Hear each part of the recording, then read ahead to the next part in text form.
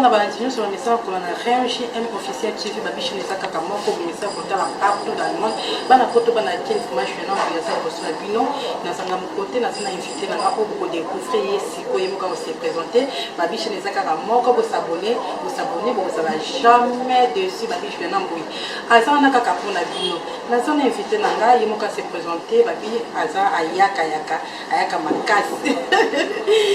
Bonjour monsieur. Bonjour Moui. Babi Borsalino est vraiment une vague de nous. Donc on prend tes Borsalino, nous sommes au Canada, ça vraiment. Ouais, là, les gens ont mon avaté, les gens ont dit champion, na sagi est mon vivant. Donc est mon vivant, na sagi est mon vivant, je veux montrer champion mawa. Et mon azonga qui là au studio pour la division maman. Et na komi calamité donc na gade na moto tournage à clip donc il y a mon ami. Na yipo na caméra pour la mais comment pour expliquer bateau ndenge musique ya ndenge ezokende bateau baleki biso na section ya bambongo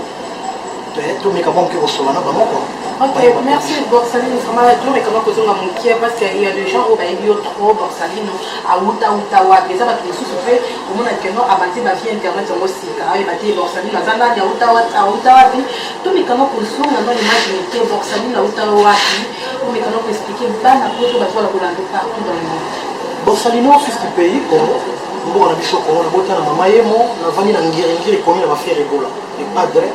yena niangara bomba ko Jacques na ingende na tutuka luji number 1 nimishi baf personnel na ingende susu na bondo et Baptiste va zebele Bill Clinton na kenge na petit frère na biso Kilimanjaro le Bill Clinton na poto ngama na balate na balite mais na zana mwana mesdames na yembeli azana mobali na ye ape na bana na yembeli ye champion mawa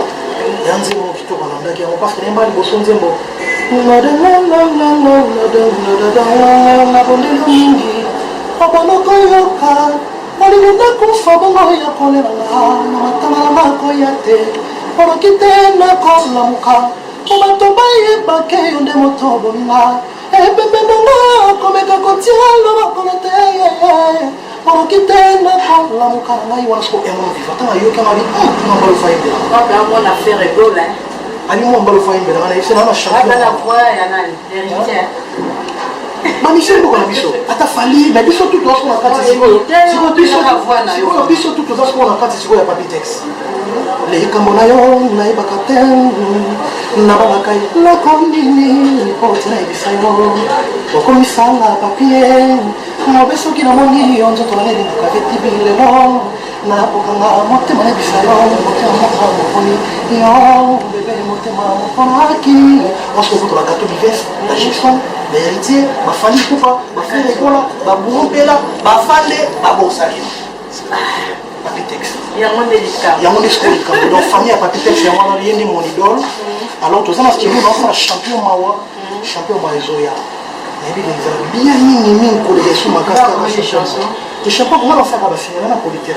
non ça la single fait quand je me le comme boye son ka producteur na poto bosola na babi Borsalino na so ka producteur ozawana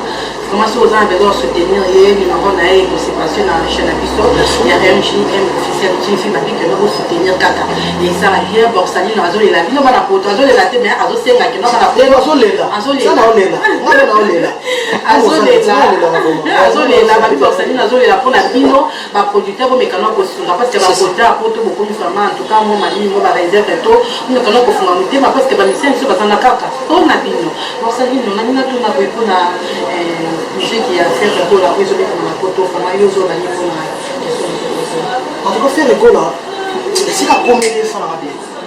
mon c'est pas faire rigola comédie ça na bien ma casse parce que faire rigola souffrir pour baigner ni fallait alors roulage jusqu'au nzamba sali jusqu'au bout asali wa fisa ma roulage dans le banza bakangi na bope jusqu'au faire alors ba foba no de la yango faire rigola obeta concert na poto et ça na bien donc ça bien ma casse parce que moni ils ont bon vie et moi ils paye gaz na wete et moi ils paye robino obagia panzara ba YouTube na ba film et lelo yo to mona kaka bon vie ka matana okita ngalo ba vérité to moni na c'est pela ndalo na ni musique mingi ya loketo ya bêtise à jeune moi dans la sexe pour nous ça va tenir sur la foi pour y aller à la moto robino beta musique moi bien mais bêtise dans ma casse alingaki mingi so alongoli yango kaka comme quoi parce que omona vraiment ke non apesaka nde basi valeur apesa makambo ya chambre valeur ekusuka na chambre amemela yango bana te soit musique ne fait comme moins de 18 ans ekabolaka mais en tout cas c'est bon namoni ke bolingo ekomozonga na mboka na biso na musique parce que ezalaki baleki baomake bakolo ezalaki bakolo na bakolo baosuwana mais esprit komokitaekita siko mpona ni corona te corona te meye eza nde mpona corona